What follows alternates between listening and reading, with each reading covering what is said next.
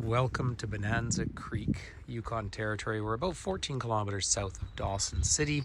Of course, Dawson City was the center of, in many ways, the last great gold rush in the history of both North and South America, or here in Turtle Island. This particular one was the largest of the 27 run by the Yukon Gold Mining Company. There were 68 of these buckets, but there's so much to talk about here. We're only about 2 kilometers away from the site where George Carmax and his two friends found those famous gold nuggets that led to this rush, the rush of 1897 and particularly 1898.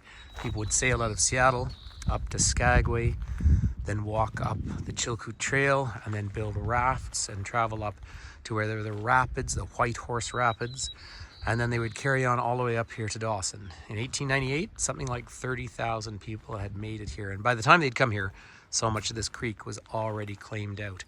But they started building this dredge in 1912, and everything about it fails superlatives. There just simply are not enough.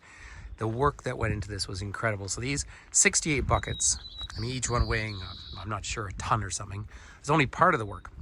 There was a power station 60 kilometers away. This giant dredge, which looks like a boat, really was. It floated in Bonanza Creek.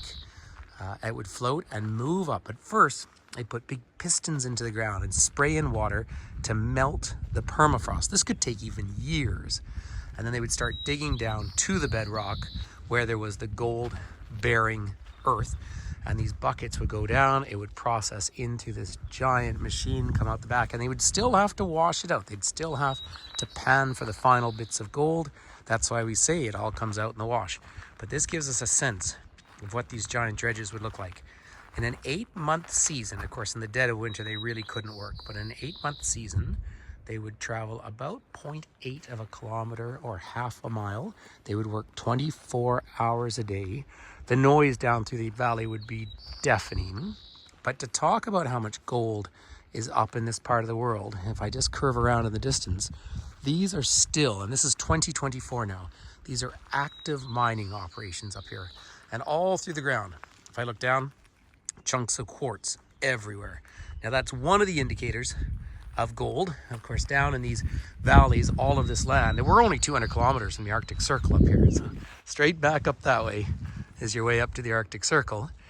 But this whole area was scoured down by glaciers, and then these hills had river-cut valleys, and the valleys get right down by the bedrock, and that is where the early prospectors, the placer miners, would find their gold.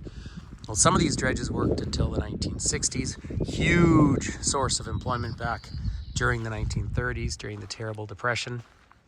But what an incredible amount of work. And when you look at it, so many of the people who'd be building this did not have engineering degrees or mechanical degrees. They were just working it out. And they would come all the way up here in season to the far north. And when I talk about that, the road from Whitehorse didn't open until 1978. They had the White Pass and Yukon Rail, making it from Skagway to Whitehorse, started operation in 1900, but then you would still float up the Yukon River. We're 600 kilometers north of Whitehorse here. So do come and visit Dawson City. I find it a very, very meaningful place. You do see what mining looks like, and you see all of this earth that's been turned over all through here in the distance.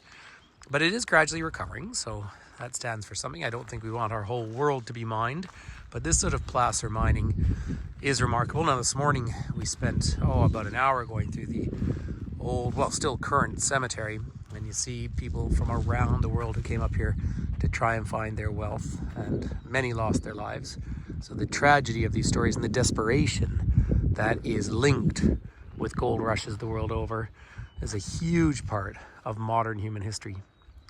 But just for the moment to take this in, this is run by Parks Canada. I wish their season was a bit longer, but you can come up here and take a tour inside the dredge. Pretty fascinating tour to do and so much to learn. So Dawson City, please do join me at some point or watch back to one of our live virtual tours that we do during these trips. Really do appreciate if you subscribe and share these videos, because it is so nice to share these places, and it's not that easy getting here. Drove for 6.5 hours up from Whitehorse yesterday, spending a day up here, but it's one of the most meaningful days. Yeah, Look at that. Over 46 years, dredge number 4 recovered 8 metric tons of gold. But then how much did it cost to pull that out of the ground? The economics of it is a little bit hard to understand. But when I was first guiding up here, working up here, gold prices were about $300 an ounce. Now they're over 2,000. So that's why you see a lot of production going on. So thank you for joining me here.